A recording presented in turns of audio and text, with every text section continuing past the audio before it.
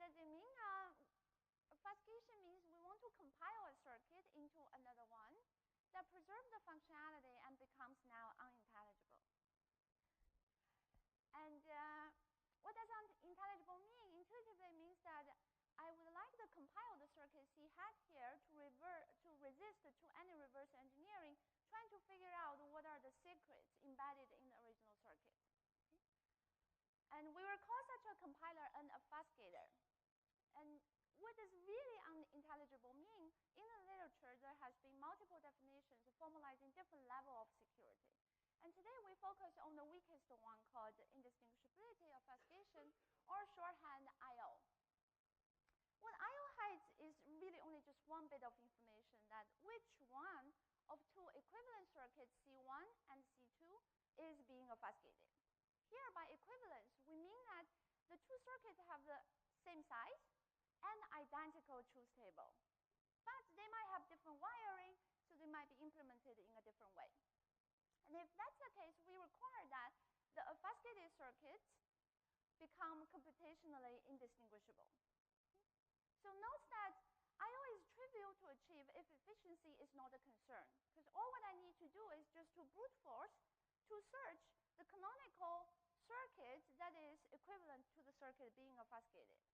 But clearly, this is not going to be efficient. Therefore, the quest is really finding an efficient such compiler. Since its proposal or its formalization in 2001, there was basically silence for a long time on how to construct I/O. Until in 2013, there came the first I/O construction, a very elegant construction. And since then, there has been an explosive amount of work on this topic. And in 2016, what do we know today is that, first of all, we have many more construction of I/O. And second, through the boat of I/O, we have managed to successfully travel from the crypto proper land that we used to know and love to this crypto wonderland. And in this land, many tasks that we didn't know how to achieve before, such as functional encryption, or even tasks that we didn't imagine before, like Goblin Turing Machine and the ROM computations, in time independent of the time complexity, now become possible. And really, the list of feasibility enabled by I/O is much more than what I could put onto this slide. And additionally, I/O also goes back and implies many classical primitives in the crypto proper land. So it seems that with this very powerful tool, I/O, we're charting a much broader map of cryptography. But does it actually? Turns out the picture is not so rosy, that all current I/O constructions are only candidates in the following sense. That they're built upon this algebraic structure called graded encodings. And in the past 3 years, there has been extensive effort, and several instantiations were proposed based on integer lattices. Unfortunately, despite extensive efforts, all those proposals were shown vulnerable to a line of powerful zero-rising attacks. And in fact, lately, there are even direct attacks on I/O candidate constructions when they're instantiated with certain specific concrete graded encodings. So it is fair to summarize that the current state is kind of we're balancing at the border of security and insecurity. So this somewhat unsatisfactory state of affair reflects an underlying lack of understanding. Despite a dozen constructions of I/O, that we have very limited answers to some most basic questions like, what cryptographic object imply I/O? What assumption imply I/O? All constructions of I/O through one route or the other eventually all depend on polynomial degree graded encodings. What they are very roughly, they are very complex algebraic structures that support evaluation of polynomial degree polynomials. I'll give more detail shortly. So what about assumptions? Almost all constructions actually assume ideal graded encoding in the sense that imagine they're implemented by oracles, or a very strong Uber assumption that provides security guarantee close to the ideal oracle. There are only 2 exceptions that build I/O from relatively simple assumptions. All in all, there is a huge gap between what we know to imply I/O and what is known mathematical objects, namely bilinear maps, which you can view as degree 2 graded encodings. So, motivated by the state of affairs, in this work, we focus on trying to seek simple objects and assumptions that imply I/O. In fact, there has been some recent progress along this direction. That was shown. I showed that previously, I/O can in fact be built from constant degree graded encodings. They provide a much simpler algebraic structure that support only constant degree evaluation of only constant degree polynomials. But a major drawback of this work is that the assumption that we assume on I/O is the strong Uber assumption. Still, we're assuming that the I/O is the current candidate graded encoding provide security guarantees as good as what is an oracle can provide. So this is the focus of this work, that we show that this is not necessary when we use constant degree graded encoding. In fact, we can base security on a much simpler DDH-like assumption, which I call as the joint SXDH. Okay, so this effectively shrink the gap between what is needed for I/O and what is known, namely degree 2 graded encoding with DDH assumption. Okay, great. So to fully understand the statement, let me now tell you what really are those graded encodings. So they're basically ways for us to encode some ring element A with a label. And I will use this bracket notation to denote such encoding. Okay. What can we do with those encodings? First and foremost, we can homomorphically multiply two encodings at the price to get an encoding of their product at the price that the output label will add up according to some well-defined addition operation on the labels. Not all encodings can be multiplied. In fact, only those encodings with labels that are pairable can be multiplied together. In addition, we can also homomorphically add or subtract as long as the labels of the input encodings are the same. And finally, there's one more capability, which is zero testing. Tells us that there is a special label we call the zero testing label, so that we can know efficiently whether encodings with this label actually encode 0 or not. And that is the only 1-bit information that it reveals. Okay. So if we put all these capabilities together, these three capabilities together, what graded encoding enables us to do is to homomorphically evaluate the polynomial on a bunch of encoded values and know whether the output is 0 or not.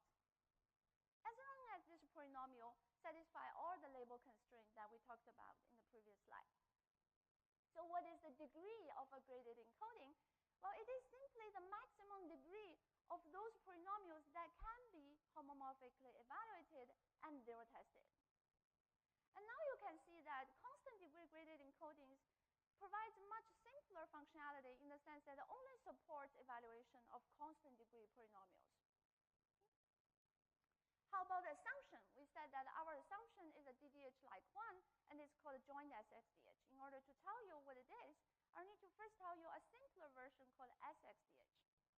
So SXDH is basically the classical DDH assumption on encodings with a single label. What it says is that we want encodings of a DDH tuple, namely encodings of A, B, and their product for random AB, to be indistinguishable from encodings of all random elements, even given encodings of 1 under all labels. Okay? So as you can notice that this assumption is clearly not true if we can in fact multiply or homomorphically multiply the first 2 encodings and test whether it is a product, whether it's equal to, the encoded value equals to the third encoding. Therefore, we must put the following constraint that encodings with the label L that under examination do not multiply with each other. Okay? So there's the notion of parable we can use here. But suppose this constraint holds, okay, then we can expect that it's possible that SXDH holds. So what is joint SXDH? It's just a natural extension of DDH to more than 1 label. So here, we are give you in the distribution encodings of the same DDH tuple or the same random elements, but not under one label, under multiple labels in a set. Similarly, the constraint here is that these encodings under any two labels in this set S do not multiply. And when this constraint holds, joint SXDH can hold. So this brings to our main theorem, that is, we can give a construction of I/O from constant degree graded encodings, assuming that sub-exponential joint SXDH assumption hold on those encodings, and additionally, there exists a sub-exponential hard PRG in NC0. See? Because oral assumptions have sub-exponential security, resulting I/O will also have sub-exponential security. So our assumption on PRG is a strong one. We require the PRG to have polynomial stretch. There's a candidate proposed by Goldrach, which corresponds to basically random KCSP with a fixed predicate. And currently, there's no successful attack on it as long as we pick the predicate carefully in a non-degenerative way. In the rest of the talk, I'm going to ignore the fact that we need sub-exponential security and just assume it implicitly. To give you a very high-level overview of how we achieve I/O from constant degree graded encoding with only joint SXDH, is that we're going to first reduce the task of building I/O to the task of building an intermediate object called functional encryption, or FE, for a very simple class of NC0. And we require the scheme to have linear efficiency. In the rest of the talk, I'm going to ignore the factor of efficiency. And this is the step where we're actually use the additional assumption on PRG. And once we have that, we're next build FE for NC0 from constant degree graded encoding. The first step already improved previous results that needs FE for NC1 to build I/O. It turns out the proof is extremely simple and follows, then the technique is inspired by previous works. So the main technical contribution is really in the second step of building the functional encryption. So in the rest of the talk, I'll try to give you a taste of this step. So first of all, what are functional encryptions? Here we're looking at the secret key version. It's basically a normal encryption, but with partial decryption keys. Like a normal encryption, I can generate a master secret key and use it to encrypt inputs. But different from encryption, there is a new algorithm called key generation, where I can generate a partial secret key associated with a function. And with this partial secret key, when I decrypt a certain ciphertext, what I get is not the encrypted input, but the output of this function evaluated on the encrypted input. Okay? Such a scheme would allow us to imagine that we can publish a bunch of secret key of different inputs, of different functions, and we can publish a set of ciphertexts of different inputs. And the functionality will allow us to reveal all the possible outputs of evaluating any the J's function on the IC input. So what does security mean? The default security cares about hiding the input. It says that from this set of ciphertext and secret key, you can only learn these outputs as well as the functions. And all other information on the inputs remain hidden. We can also consider a stronger security called the function hiding, which says, in fact, only the outputs are leaked, and all other information about the function is also hidden. Great? So, when trying to construct the functional encryption for NC0 from graded encoding, our idea is that maybe we can leverage those constructions of functional encryption from non-mathematical objects, not directly from JES, and combine it with JES. So what do we know? Well, the best we know, it turns out, is only very modest capability, that function encryption for inner product computation. And for this task, we can achieve the stronger security of function hiding using just bilinear maps or degree 2 JES. These functional encryption schemes are also known as inner product encryption, or IPE. So more specifically, our idea is that to instantiate these constructions using the constant degree JES in order to lift up their capability from handling only inner product to now handling NC0. Okay? And in order to do that, we rely on an additional tool called randomized encoding. So what is this tool?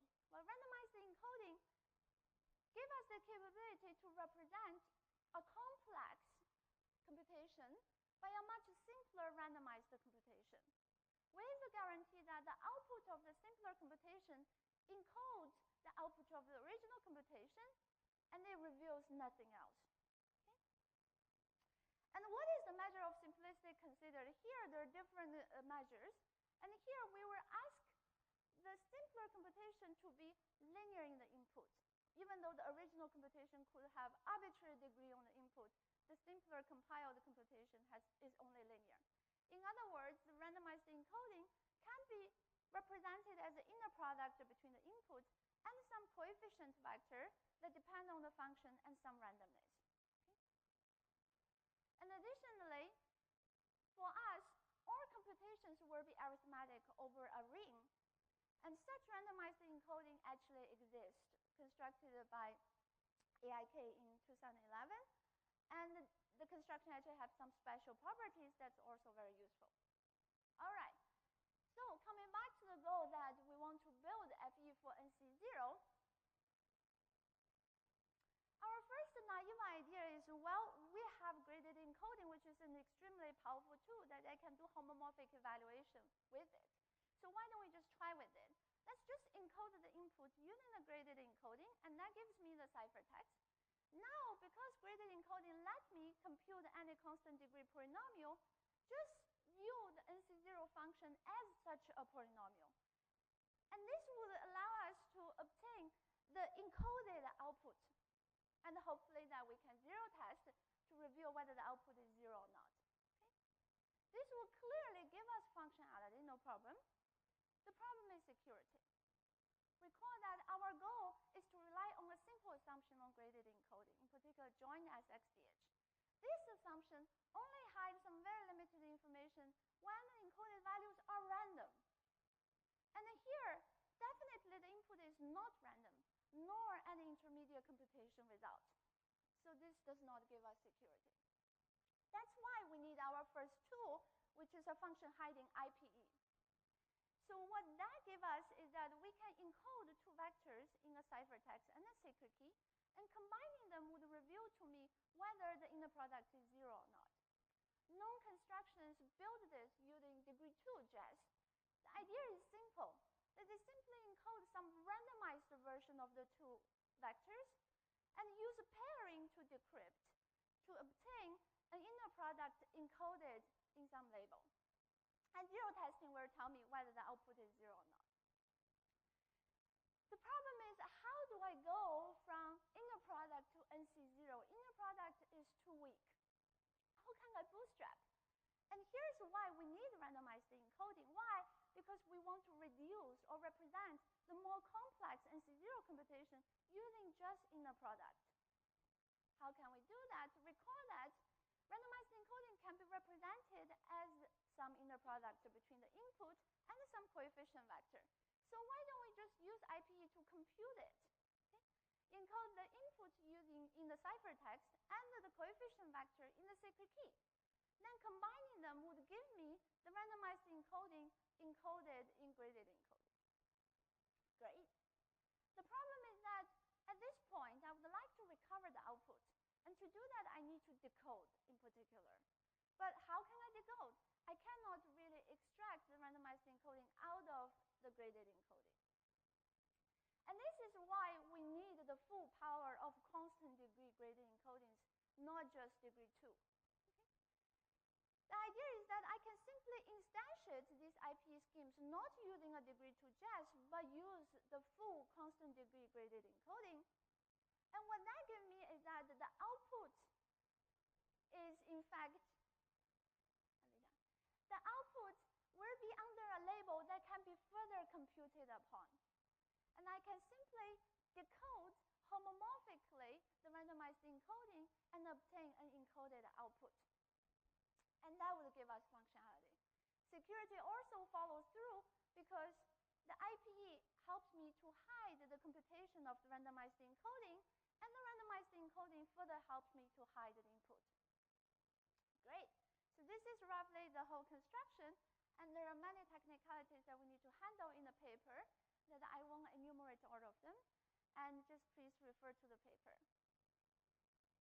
Finally, to conclude, in this work, we build I/O from constant degree graded encoding with a simple assumption that looks like DDH. And we know that we do have degree 2 graded encodings with DDH assumption. So the question is, all right, thank you.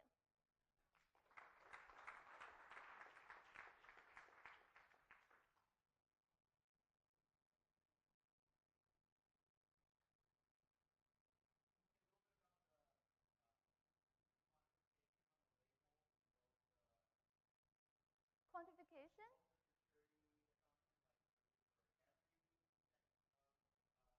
Right.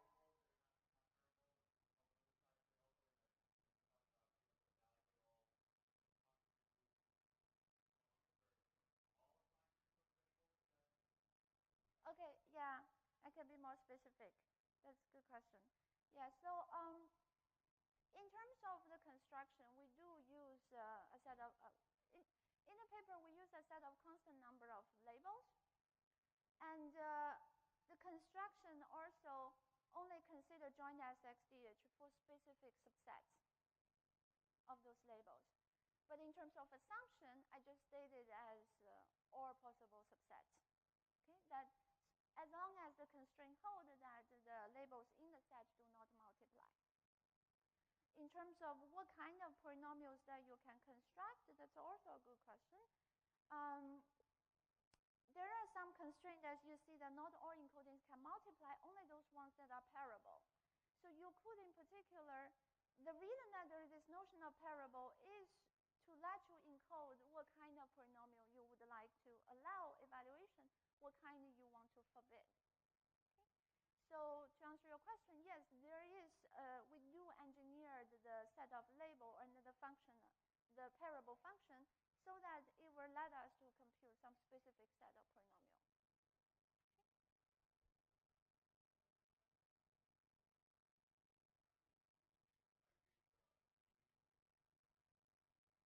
The degree?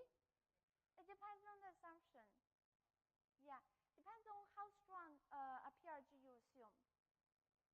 So basically, you can compute it as 3 times the degree of the PRG plus 1, the whole thing multiplied by 2. Oh, the degree of the PRG is you have a PRG function and you view it as an arithmetic circuit. And what is the degree of the arithmetic circuit? 3 times that plus 1, whole thing multiplied 2.